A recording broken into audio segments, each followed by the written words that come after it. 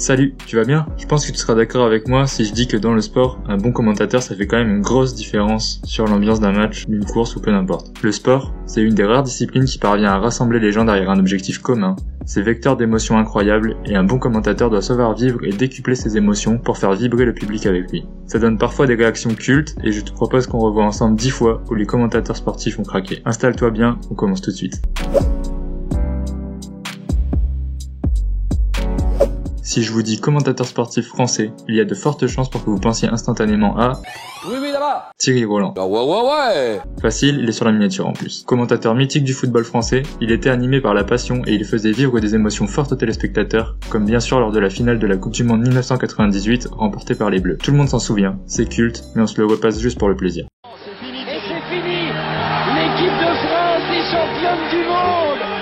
Vous le croyez ça? L'équipe de France est championne du monde en battant le Brésil. 3-0, 2 buts de Zidane, 1 but de Petit. Je crois qu'après avoir vu ça, on peut mourir tranquille. Enfin, le plus tard possible, mais on peut. Ah, c'est super. Quel pied. Ah, quel pied. Oh putain. Oh là là là là là là. Oh, c'est pas vrai. Ah, c'est pas vrai. On va laisser parler les images.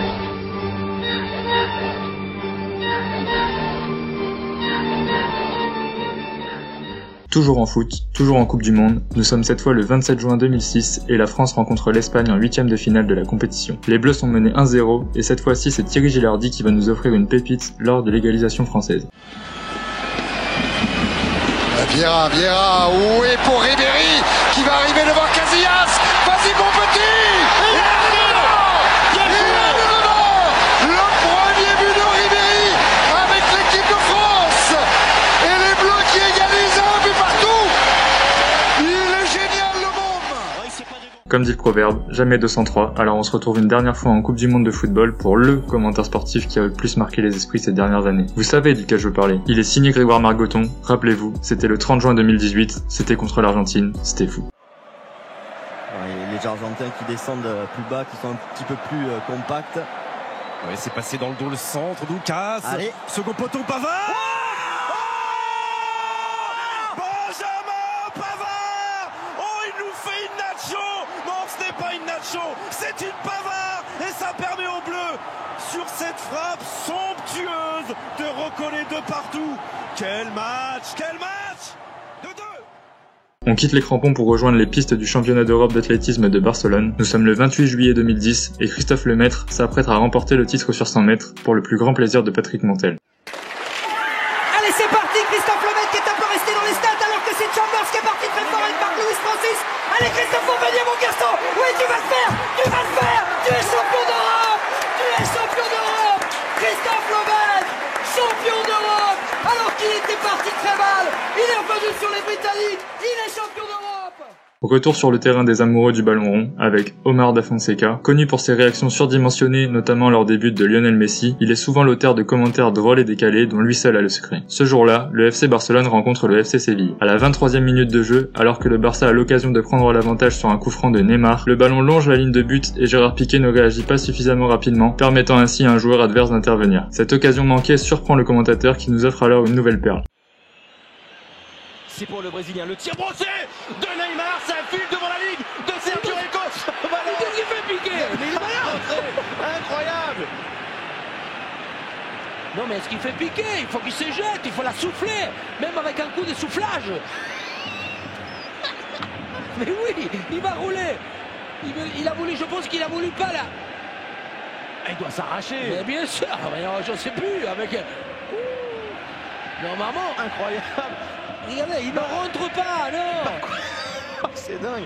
Ballon, il parcourt toute la ligne de but. Même Piqué, il faut qu'il aille avec Shakira, avec tout, la carrosserie, je sais pas, regardez. Il est un observateur. Ah, Shakira, elle y va, elle aussi. Non, mais je sais pas comment on peut...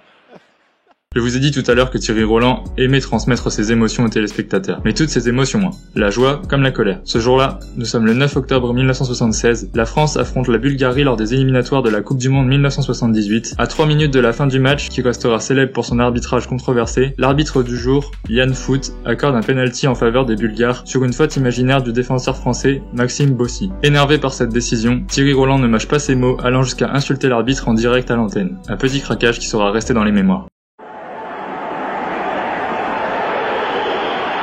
Ah, c'est pas possible. Ah, c'est pas croyable qu'il accorde le penalty là-dessus. Mais c'est invraisemblable à 2 minutes de la fin de la partie. Alors ça, je n'ai vraiment pas peur de le dire, monsieur Foot, vous êtes un salaud.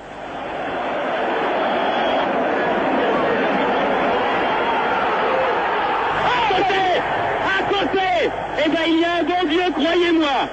Eh bien, il y a vraiment un bon Dieu. Quel scandale cet arbitrage, c'est invraisemblable. Jamais vu un individu pareil. Il devrait être en prison, pas sur un terrain de football. Niveau craquage, on est pas mal aussi du côté du club normand de Quevilly. Souvenez-vous, en 2012, l'US Quevilly parvenait à se hisser jusqu'en finale de la Coupe de France en battant le Stade Rennais sur le score de 2-1. Un exploit et beaucoup de joie pour ce club qui évoluait à l'époque en national. Trop de joie même pour Jérôme et Régis, les commentateurs de l'émission normande. On joue la prolongation. Qualité première, oh bien joué. Pierre Capel avec Mathias Jouan. Il y a du monde. Anthony Hop, l'égalisation de Karim Merwatt. L'égalisation. Et le but sur l'égalisation. Le but de Karim Merwatt à l'entrée de la surface de réparation. Une action remarquable. Une frappe de gauche. C'est le nouvel entrant. C'est lui qui a mis le feu. Une frappe formidable qui va dans la lucarne. De Benoît Costil. L'égalisation quevilliaise à la 18e minute de la seconde période. Oh, c'est beau! Oh, c'est beau! Quelle égalisation! Mais quel but! Sur une passe, un caviar, que dis-je, un caviar de Mathias Jouan. Thierry Merwatt intercepte ce ballon qui au départ n'était pas pour lui. Et il va vous envoyer le son dans la lucarne de Benoît Costil. Un partout entre le Stade Rennais et l'US Quevilly. Allez, le coup, le chaos. Allez, le chaos. Anthony Lop face à Benoît Costil. Anthony Lop.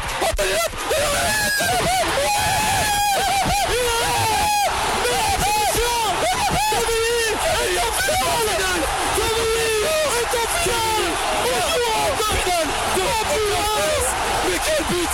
Oh la dernière seconde du temps additionnel. Quevilly qui va à l'agression au Stade de France. Ah oui, il est en finale. Ah oui, avec ce but de la dernière seconde, de la toute dernière seconde, le but de l'US Quevilly, le but d'Anthony Lop. Oh, une petite frappe du match qui va mourir dans de Benoît Costil. C'est fini. C'est du match. C'est terminé.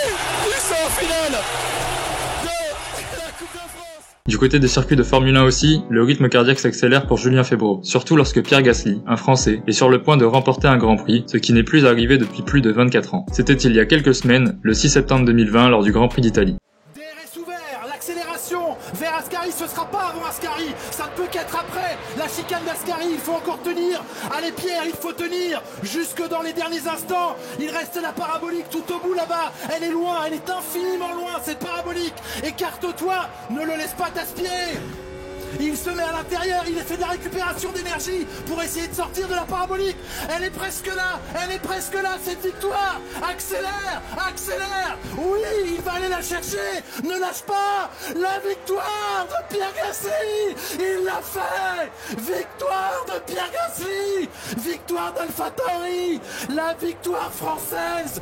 24 ans, 3 mois et 18 jours après Olivier Panis. On retrouve une dernière fois le football et notre ami Omar Da Fonseca pour un nouveau commentaire enflammé sur un but de Robben lors du match Espagne-Pays-Bas disputé pendant la Coupe du Monde 2014. Ce 13 juin, l'attaquant néerlandais prend de vitesse Sergio Ramos avant de tromper Iker Casillas et d'inscrire un 5e but pour son équipe. Cette performance inspira le commentateur de beIN Sport qui illustra ce but par une métaphore inattendue. La beauté gestuelle plutôt que l'efficacité, mais après ça, regardez Robben, à 80 minutes, il part avec 2, 3, 4 mètres derrière. Par rapport à Ramos, il va venir à l'OTAN, il va venir lui faire l'amour sans préliminaire, laisser la carte de visite, parce que ce qu'il lui a fait avec Casillas et Ramos... Pour terminer, retour sur les pistes. Le 8 août 2017 au championnat du monde d'athlétisme à Londres, Pierre-Ambroise Boss devient champion du monde du 800 mètres. Et c'est une nouvelle fois Patrick Montel et ses collègues qui vont s'extasier de cette victoire française. Ouais, Bête qui est pour l'instant qui attaque. Et Pierre fait son effort. Et c'est incroyable, il y a encore une sorte de tassement là et Amos. Et bien PAB qui porte son accélération. Pierre-Ambroise Boss qui porte son accélération. Qui part de très loin. Il a réussi à passer Bête. Et il a surpris tout le monde. Adam Schott n'a pas encore fait son effort. Il tente le coup de poker absolu. Pierre-Ambroise Boss tente le coup impossible.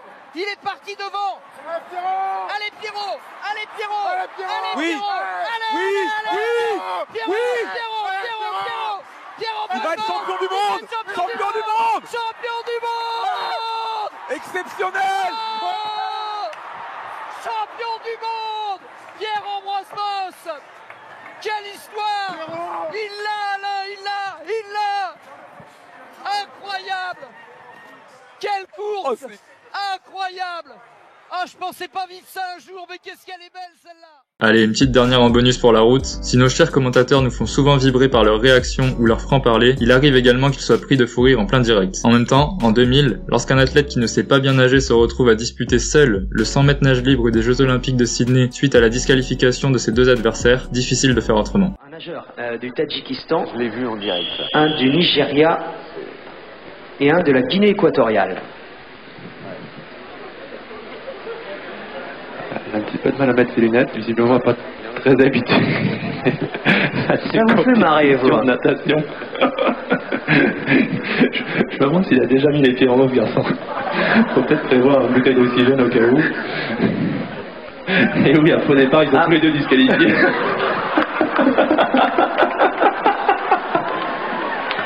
Eric Moussambani va nager tout seul, très applaudi par le public de l'Aquatic Center de Sydney.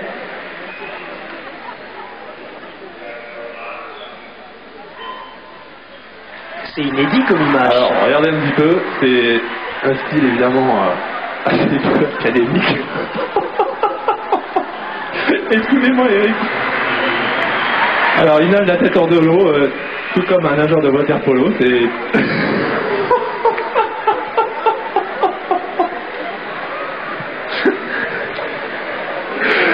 Non, on se demande s'il va arriver au bout de 100 mètres.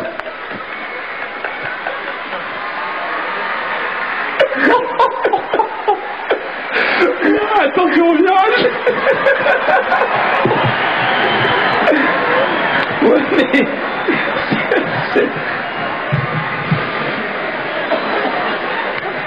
Je vous laisse commenter les images, Eric. Non, mais... Attention, il va couler.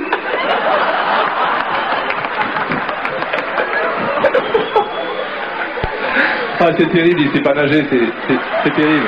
Non, mais ça reste une image forte quand même. Ah, oui. Parce que, très franchement, on rit, mais c'est vraiment l'esprit olympique d'il y a il est du très début du applaudi. siècle. Non, c'est formidable. Vraiment, c'est formidable. Une 52-72. Il est ovationné, Eric Moussambani. Et voilà, c'est la fin de cette première vidéo. Si t'as d'autres réactions cultes de commentateurs à partager, n'hésite pas à les poster en commentaire. J'espère que t'as passé un bon moment. Si c'est le cas, je t'invite à t'abonner, mettre un pouce bleu et partager, tu connais la chanson. Moi je te dis à la prochaine sur YouTube ou ailleurs. Ciao.